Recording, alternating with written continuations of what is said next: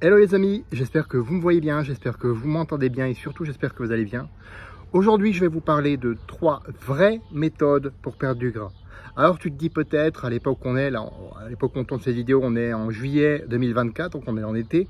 Peut-être que tu te dis, ouais mais tu sais c'est trop tard pour mon summer body, il va falloir que je m'accepte tel que je suis. Ok oui, mais là tu fais une mauvaise approche tout simplement. C'est une mauvaise approche. En fait, moi, tout ce que tu me connais, le summer body, pour moi, c'est de la connerie. Ça ne sert strictement à rien de faire attention durant une période pour ensuite se lâcher comme un goret durant le reste du temps. C'est tout l'inverse de ce qu'il faut faire.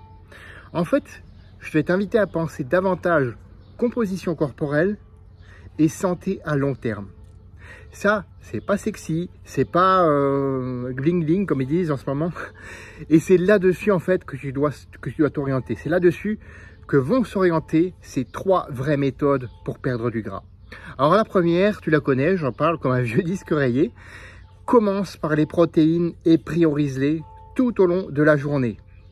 Non seulement elles ont un effet thermogénique, c'est-à-dire que tu vas utiliser une partie des calories des protéines, environ 20%, pour leur assimilation et leur digestion. Donc c'est comme si tu avais un bonus de 20%. Mais en plus, tu vas augmenter ta masse musculaire avec les exercices appropriés. Donc oui, effectivement, fais du sport à côté. Ça, c'est essentiel. Deuxième point, et là, ça va paraître paradoxal avec ce que je viens de te dire. Améliore ton NEAT, N-E-A-T. Qu'est-ce que c'est? C'est tout simplement ton activité physique non sportive. Alors personnellement, j'ai la chance d'avoir un boulot physique qui me permet justement d'augmenter ce NEAT en plus de mes séances de sport.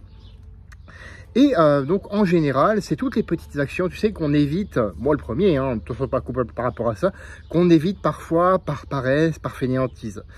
Alors, il y a les escaliers, prendre les escaliers plutôt que les ascenseurs ou plutôt que les escalators, donc les bons vieux escaliers, ça c'est très bon. Prendre le vélo ou marcher pour tout ce qui est trajet court, on va dire moins de 2 km, marcher ou prendre le vélo, c'est essentiel. Faire le ménage, le jardinage, ça aussi, effectivement, ça te permet d'augmenter ton activité physique non sportive. Troisième vraie méthode, le cardio de zone 2.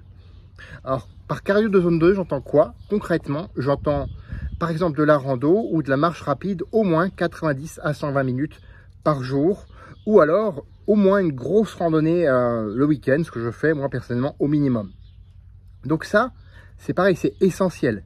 C'est une activité sportive qui induit un léger essoufflement, mais sans gêner la conversation. Donc quand tu sais que quand tu en es à ce niveau-là, c'est un bon repère pour te dire « Ah, ça y est, je suis en cardio de zone 2 » et c'est là que le corps va utiliser le gras comme source de carburant principale.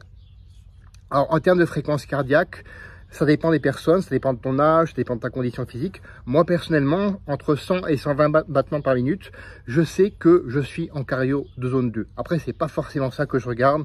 C'est surtout l'indice que je viens de te donner, un léger essoufflement qui n'empêche pas de tenir des conversations tout en marchant de manière énergique. Fais ça et effectivement, en utilisant ces 3 vraies méthodes, tu vas perdre du gras. Tu vas pas perdre du gras du jour au lendemain, mais tu vas en perdre un petit peu tous les jours. Et c'est ça là-dessus que je t'invite vraiment à te concentrer. Fais de ta vie une aventure mémorable qui te ressemble et on se retrouve la semaine prochaine pour une autre vidéo. À bientôt.